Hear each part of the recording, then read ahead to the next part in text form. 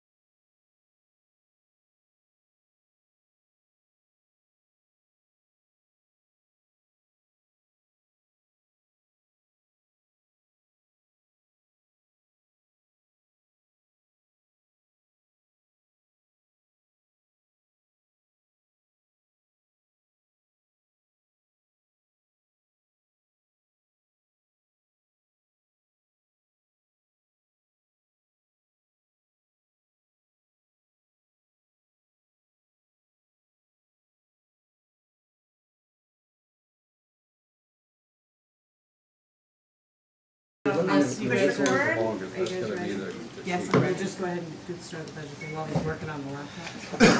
I got it. Hour for this. I couldn't, It's only a 2-minute thing, right? No, half. half hour, Half less than a half hour? hour, yeah. And it's 36 minutes now. We'll call the meeting to order and we will save the flag salute for the primary meeting at 7. And we will start our budget hearing with Dan Bauer. All right, thank you, Cindy. So yes, directors, good evening. I want to start my presentation by making everyone aware that this meeting was published in the legals of the Everett Herald both on August the 5th and August the 12th of this year. Per the requirement, must be published for 2 consecutive weeks in the paper of general circulation, with the second publication being no less than 7 days prior to this meeting. And so those meeting dates, I should say those publishing dates of 8/5 and 8/12 met that requirement. So as I had said before, the document that you're looking at tonight is a culmination of collaborative work. We start this work in typically right around spring break or just before we leave for spring break, end of March, first part of April.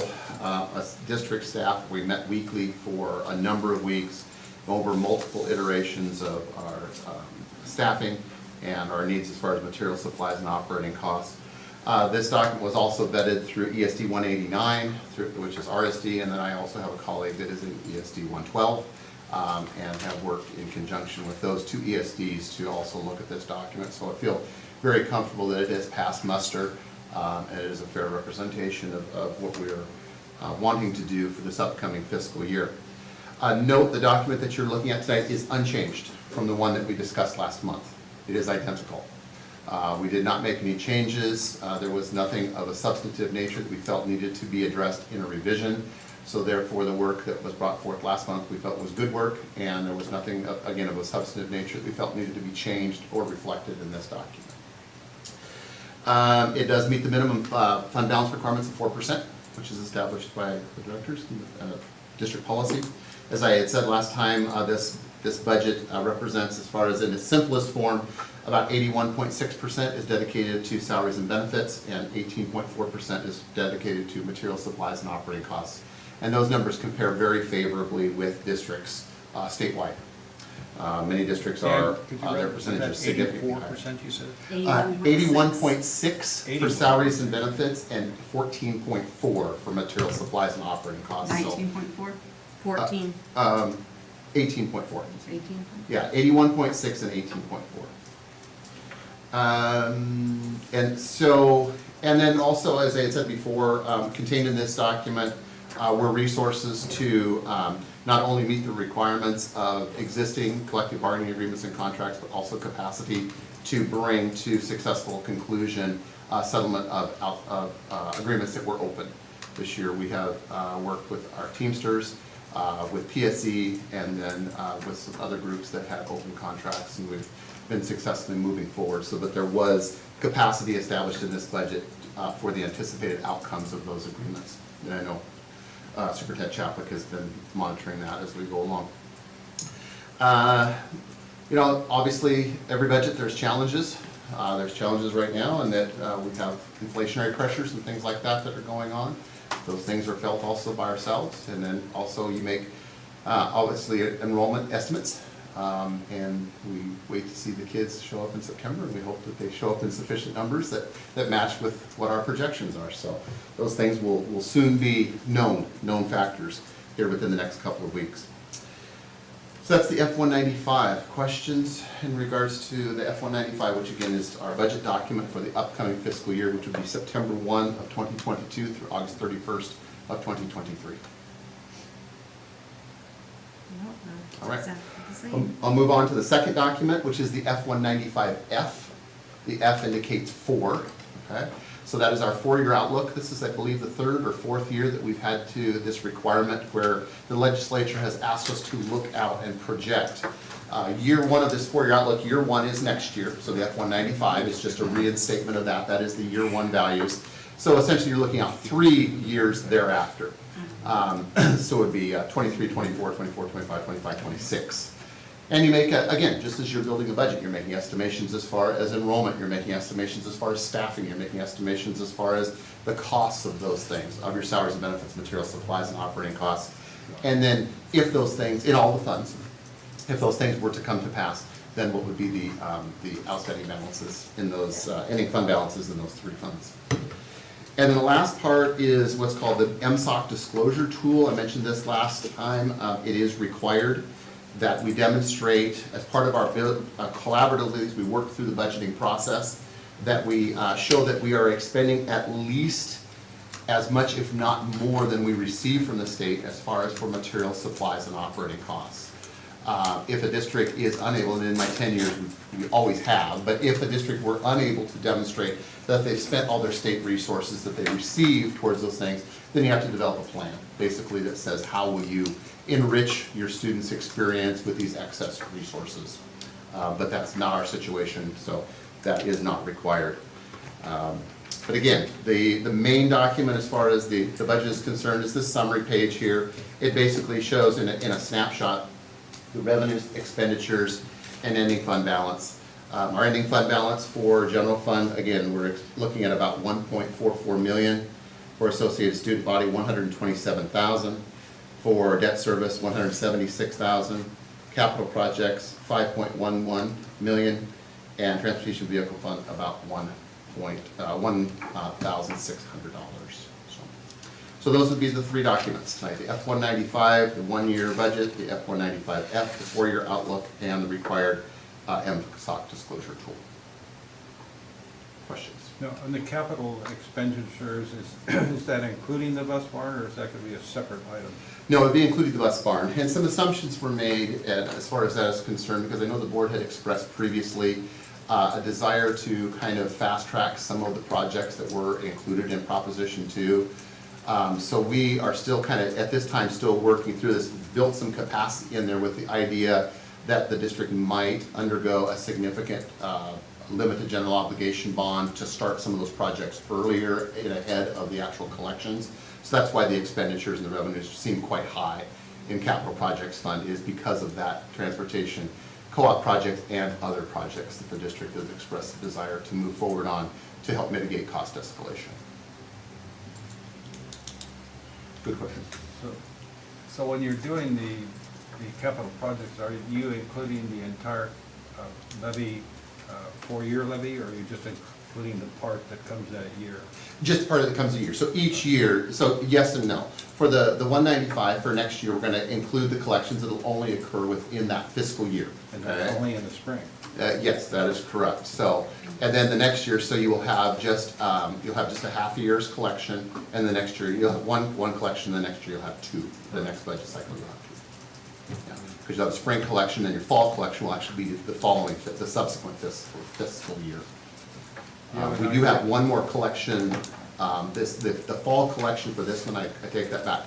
The fall collection for this upcoming fiscal year will be the last collection in the technology-only proposition from 4 years ago that is sunsetting. So it is the last collection in the technology-only, and the spring collection will be the first of the Prop 2, which is the combination tech, transportation co-op, and other projects. So you'll kind of have a hybrid this year. One will be technology-only, and the second collection will be the more Proposition 2. So the technology money only goes to technology, though? Correct. This fall. So you can't use that as capital projects? Correct. That money is earmarked. We have separate general ledger subcategories within capital projects. So we'll have for technology, we will have for other projects, we'll have for the transportation co-op. So those will be kept separately. Totals, running totals, and balances. As revenues come in, as expenditures go out, those balances are adjusted. So yes, but the last collection, the collection we'll have this fall upcoming here, will be the last one of the four-year technology-only levy that was passed 4 years ago. That will then sunset, and the spring collection will be on the Prop 2 that was just passed this year. So 2018 through fall of 22 is what happened in 2018. Right. Yep. And then that's gone, and then what happened in April starts next spring. Correct. So this fiscal year will be a hybrid. You'll have one So you built technology in- only and one mixed, basically. The only reason I'm kind of going down that path is I was just going to ask you for a general idea of what kind of a loan we're going to want to make, considering these capital facilities out there. Charlie and I sat down, and we basically looked at the list of projects, that list that he has had, that was the building of the foundational elements of Proposition 2, and we kind of looked at some things that he felt were reasonable to accomplish in this upcoming fiscal year. And so we took those dollar amounts and we built capacity in there. Doesn't mean that we're obligated to do those or in any particular order, but we did build capacity. And he and I sat down. So obviously we had the transportation co-op and then other projects, and then plus what Dave does. So we had 3 pieces. Ongoing technology needs, transportation co-op facility, and then other repair, replacement projects contained within Prop 2 are the foundational elements that went into the capacity that's being built there. But I mean, you're gonna come and ask us to authorize a bond. Yes, Do when you we have any get, idea at this time how much that's going to be? no, I have a meeting this Thursday, actually, with Arif Kanji from Snohomish County, who is their finance investment director, to kind of talk about some of the parameters. The biggest thing that we're obviously working on right now is the transportation co-op, now that we have the bids in, we have the revised numbers. I know there was a possibility of some, some additional, not add-on, the term escaped me right now, but various add back ends. And when we get the final number, we'll know what our needs are as far as cash is concerned. So having that discussion with Mr. Kanji later this week. And I'll bring up to the board tonight, when we get to updating that, nothing's been added back in, but I think the board wants to define a process to make sure that you're part of whatever gets updated.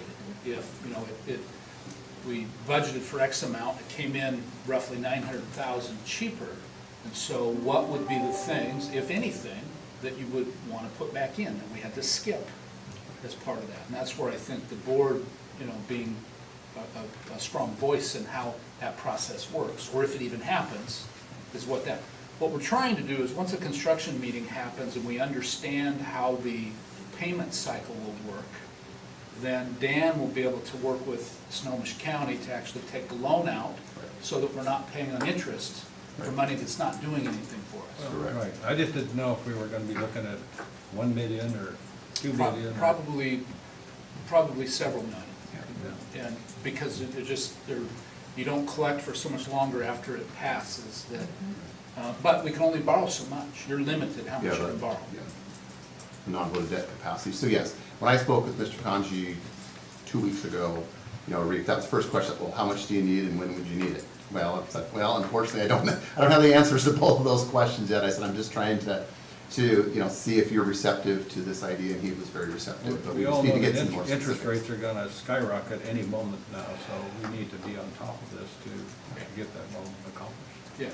Yeah, we want to balance that, the fact that interest rates are volatile with the fact that that's why the construction meeting and when we can anticipate invoices starting to arrive for that project. I don't want to borrow money 6 months early and just have it sitting there collecting interest for 6 months too, so Or we've got to. borrow money 6 months from now when the interest rates Well, double. again, we need to balance those two things, yeah. We need to balance the timing of our needs with anticipated rise in interest rates, yes. So we can manage our money and make it stretch as far as we can. And Charlie is doing an update tonight. Yep, tonight's he meeting may too, touch on that So I stuff in imagine his that update. he'll, And then what we can do on our study session in September is devote the meeting to these topics, so that we can, it'd be, timing wise, would be real close to about the time I think things will start really coming together, which is about 2.5, 3 weeks from now. But yeah, no, we've been working with bond counsel and also Mr. Kanji both to make them aware that we're gonna wanna do something here relatively soon. We just need to get them some specifics. any more questions? No? No questions? Nope. All right, so that will be it for this meeting then, and then the resolution to actually adopt these documents will be contained within the I business wanted to meeting. make one comment about the 4-year outlook that we're supposed to do. Truly, we make the budget work every year. Trying to look out 4 years when you don't know what enrollment's gonna do or building is just really difficult. It's a good plan to have, but I just wanted to be, when somebody says, well, how'd you get this number 3 years from now? It really comes about based on the best forecast we have. But if you went back 10 years when we were in the housing meltdown and we were losing 50 kids a year, it was very difficult to, figure out what your budget was gonna be. And so it truly, it's hard to look out 4 years and have any kind of accuracy at all. Very difficult, so. It's another reason why it's really important to make having the board retreats a priority and actually have them and go over this on a continual basis and update it a couple of times a year, because this is just an estimate that has to be continually updated as we get through each year, especially with our ever-growing community. We have to stay on top of it. Maybe one quick one here, Sure. just a general kind of thing. Mhm. So what's the buzzing about the Inflation Reduction Act thing and its impact on school finance? Let's just leave it at that. Is there any people talking about that? What's I the- really haven't heard anything at this point, Ed. I think it's far too early, you know, and as far as when or if, you know, those effects will be felt, I really haven't heard anything, to be honest with you, at this point. So nobody's talking about things like extra money for school or something? Because this I haven't is, heard a word. this is gonna be a serious impact on the economy. Well, again, remember, the majority, while we do get, schools are funded predominantly with state dollars. Okay, predominantly through apportionment, it's by far the lion's share of the resources that we have. Our federal dollars are typically tied to grants specifically. We do have some redirection of things related to COVID that were redirected through the Department of Health, like we have the Learn to Return funding, that's essentially coming from the Washington State Department of Health, but it's federal money that is a part of the ESSER 3, so. I haven't heard anything, Ed, no, as far as Well, additional it's- grants or things It's like like the that. COVID thing, you know, all of a sudden federal monies became available and that Right. sort of thing, and I would think, kind of interesting. if I had to guess, I would think that it would probably be grants in the way of, you know, energy efficiency and, you know, things like that. Solar, things like Yes, that. things like that. I would, if I had to hazard a guess, I would say that would be where the additional, quote-unquote, additional money might come from, is in the way of helping sponsor projects for increased energy efficiency and things like that. You know, Ed, I did hear something about some safety money available, but I think that was part of the infrastructure thing. But I haven't heard anything Like further. metal detectors. What's that? Like metal detectors? Could be. I mean, you know, I know that there was some school safety money there for Yeah. facility safety, but I just don't know any more than that. Okay. Any Any other other questions? No, All right, thank you, Directors. Thank you. Again, the resolution will be part of the business meeting. Okay, we will call this meeting to adjourn, and we will re-adjourn at 7 o'clock for the main meeting.